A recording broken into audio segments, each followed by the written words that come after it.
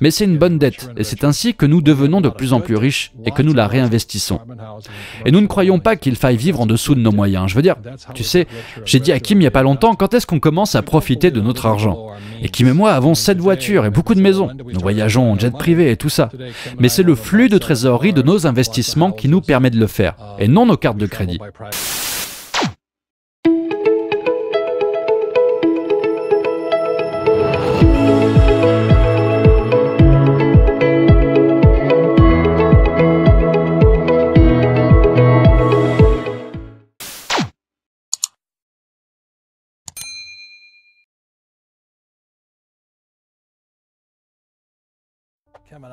Kim et moi sommes mariés depuis 30 ans maintenant.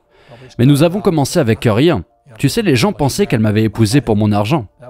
Mais ce n'était pas vrai, parce que j'étais en quelque sorte entre deux affaires. J'avais perdu mon entreprise. Non seulement on n'avait pas d'argent, mais on était aussi très endettés. 800 000. Ouais, une mauvaise dette. Pas une bonne dette. C'est juste une expérience d'apprentissage. Beaucoup de gens disent de couper vos cartes de crédit. Je pense que c'est vraiment ridicule, car la carte de crédit n'est pas le problème. En fait, j'adore mes cartes de crédit. Une bonne dette est une dette que quelqu'un d'autre paye pour vous. Mais la raison pour laquelle se débarrasser des mauvaises dettes était si important pour nous, c'est qu'il est plus facile d'avoir de bonnes dettes, c'est-à-dire des prêts et des choses de ce genre, sur des immeubles d'habitation, des bâtiments commerciaux et des biens locatifs. Nous n'avons jamais cessé d'investir. D'ailleurs, nous avons remboursé les mauvaises dettes et contracté de bonnes dettes.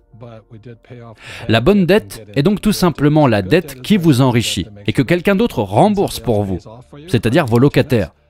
Et une mauvaise dette est une dette qui vous appauvrit chaque mois et que vous devez payer. Donc, nous allons commencer par les étapes du désendettement. L'étape numéro 1 est de se dire la vérité. Et je pense que c'est l'une des choses les plus difficiles que j'ai dû faire, parce que vous savez, Kim n'avait jamais rencontré un désastre financier comme moi auparavant. Elle n'arrivait pas à croire que quelqu'un puisse conduire une Mercedes et vivre dans un bel hôtel, tout en étant fauché, mais aussi très endetté. Et je continuais à faire semblant d'être riche, et tu sais, je faisais semblant, jusqu'à ce que je réussisse. Et je priais Dieu, Jésus et Bouddha, et j'espérais que l'argent viendrait, et je prétendais que je n'avais pas de dette, et que j'étais beau, tu sais, je mangeais dans les meilleurs restaurants, j'exhibais l'argent, mais j'étais complètement fauché. On peut tromper ses copines, mais pas sa femme. Et donc la première chose que j'ai dû faire avec Kim, c'est de m'asseoir et de lui dire la vérité, que je n'étais pas aussi riche que je le paraissais. Je voulais vous montrer que vous devez vous dire la vérité, parce que si vous avez un objectif et que vous voulez aller là où vous voulez aller, vous n'allez pas y arriver si vous ne savez pas où vous êtes. L'étape numéro 2 est d'arrêter d'accumuler les mauvaises dettes. Ça veut dire qu'il faut parfois faire quelques sacrifices. Et quand Kim et moi avons déménagé de Hawaï à la Californie, et que nous vivions dans l'appartement du sous-sol du garage, il y avait des fois où je devais m'enfuir. Nous n'avions pas d'argent. Kim avait 2 $ pour passer le vendredi, samedi et le dimanche, jusqu'à ce que je rentre le dimanche soir en espérant être payé pour ce que je faisais. L'étape numéro 3 est de faire une liste de toutes les dettes que vous devez. Vraiment toutes. Elle me regarde encore d'un air mauvais quand elle dit le mot « tout ». Parce que, tu sais, j'avais tellement de dettes que je ne voulais pas lui dire. Et je continuais à me faufiler, à payer des factures par-ci, à me faufiler par-là. Et finalement, nous avons dû nous asseoir et écrire. J'ai dû écrire tous les investissements auxquels je devais de l'argent, tous les amis et la famille à qui je devais de l'argent, et tous ceux pour lesquels je me sentais mal, que je ne payais toujours pas, et des choses comme ça. Alors, elle m'a fait m'asseoir et écrire. Et même si les sociétés de carte de crédit deviennent très méchantes quand vous ne les payez pas, je devais lui montrer les courriers que je recevais de la part des sociétés de carte de crédit en colère et tout ce genre de choses, lui dire la vérité et faire face. L'étape numéro 4 est une étape très importante. Et pour tous ceux d'entre vous qui sont très endettés, j'aime à dire que c'est probablement l'étape la plus importante. Vous pouvez les passer tout en revue. Un engagement majeur, c'est d'engager un comptable. Vous savez, je parle d'un comptable comme faisant partie de votre équipe.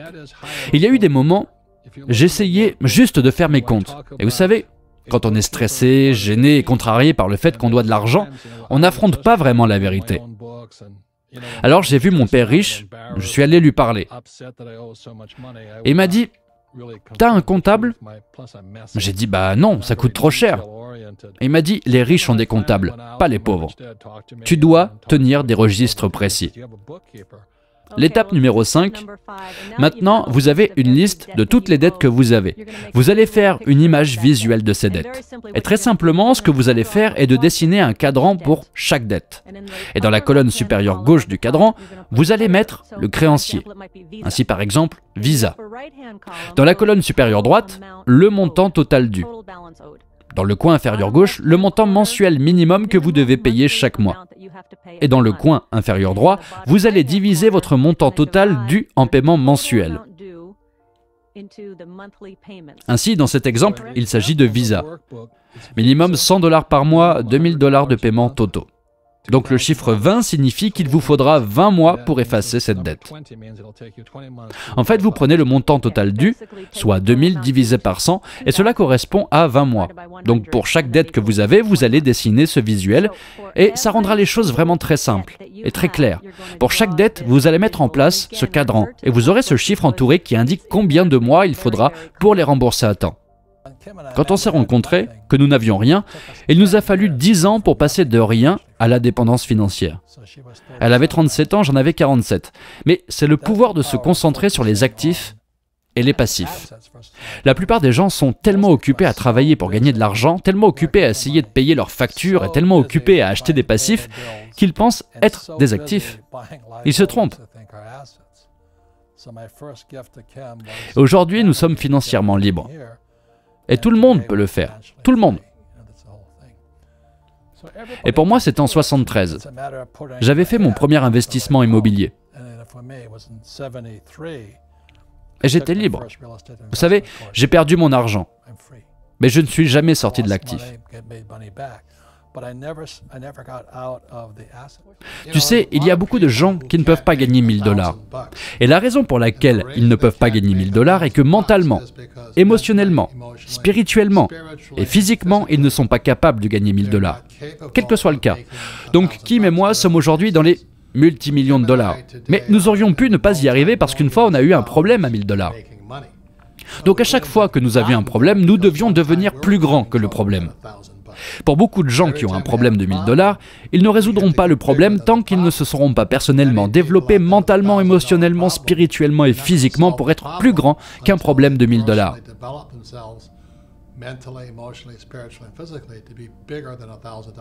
L'étape numéro 6 consiste donc à déterminer l'ordre de remboursement de chaque dette.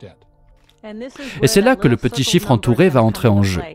Vous allez commencer par le plus petit nombre encerclé que vous avez. Et les gens disent souvent « Je veux faire un commentaire. Cela ne prend pas en compte le taux d'intérêt de la dette. Et ne devrais-je pas commencer par rembourser mon taux d'intérêt le plus élevé?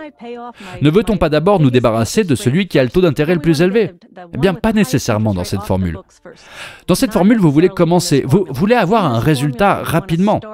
Vous voulez savoir si cette formule fonctionne. Nous allons donc prendre la dette la plus courte que vous avez. Celle que vous pouvez rembourser le plus rapidement.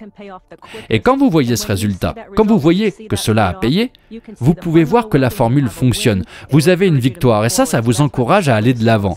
C'est pourquoi nous commençons par le plus petit nombre. Comme le dit Kim, il ne s'agit pas du paiement des intérêts, il s'agit du plus rapide que vous pouvez effacer. Donc quand vous regardez une personne moyenne, elle a un travail, l'argent entre ici. Il paye la maison, et l'argent va à une banque, par le biais d'une hypothèque. Donc ce n'est pas un actif, car l'argent coule, sort, donc c'est un passif. La définition d'un passif, est-ce qu'il prend de l'argent de votre poche? Et pour un actif, cela met-il de l'argent dans votre poche? Donc, quand j'ai une propriété à louer ici, cela met de l'argent dans ma poche. Si j'habite dans la maison, c'est un passif, car même si je n'ai aucune dette sur elle, j'ai toujours des impôts, des amortissements, des réparations et de l'entretien, des assurances et tout ça. Lorsque je loue une propriété, j'ai fait un bon travail en l'achetant et en la structurant chaque mois. Et il m'envoie de l'argent.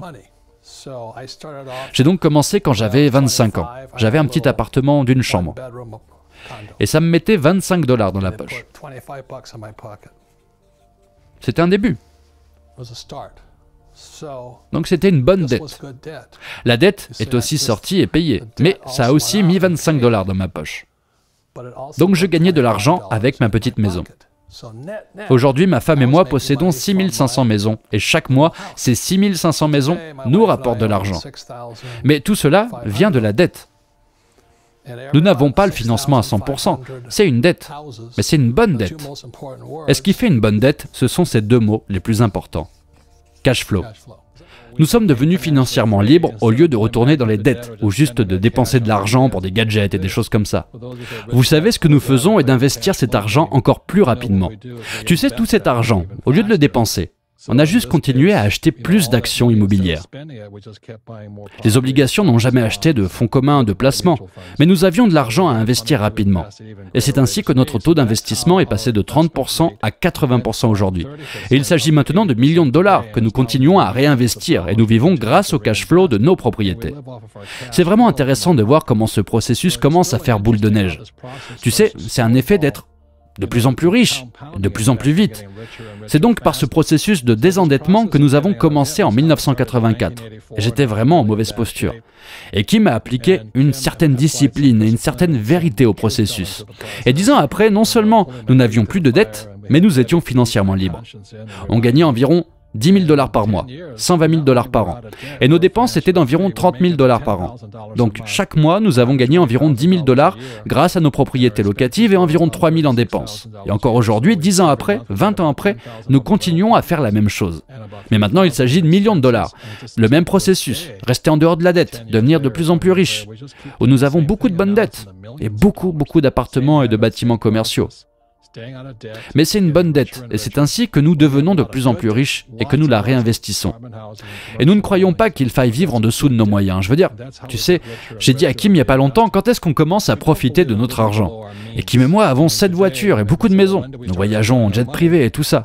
Mais c'est le flux de trésorerie de nos investissements qui nous permet de le faire, et non nos cartes de crédit. Donc nos actifs provenant de nos investissements achètent nos passifs d'aujourd'hui. Et la raison pour laquelle tant de gens ont des problèmes en premier lieu, et qu'ils achètent des passifs, et qu'ils achètent des passifs d'abord, puis ils essaient d'acheter des actifs ensuite, ce qui n'arrive jamais. Ils ne font qu'acheter plus de passifs comme des voitures, des bateaux et d'autres choses de ce genre, en se débarrassant de leurs dettes, de leurs mauvaises dettes, puis en achetant des actifs. Maintenant, nos actifs achètent nos passifs. Nous avons donc toujours un bon style de vie, je veux dire un style de vie vraiment incroyable.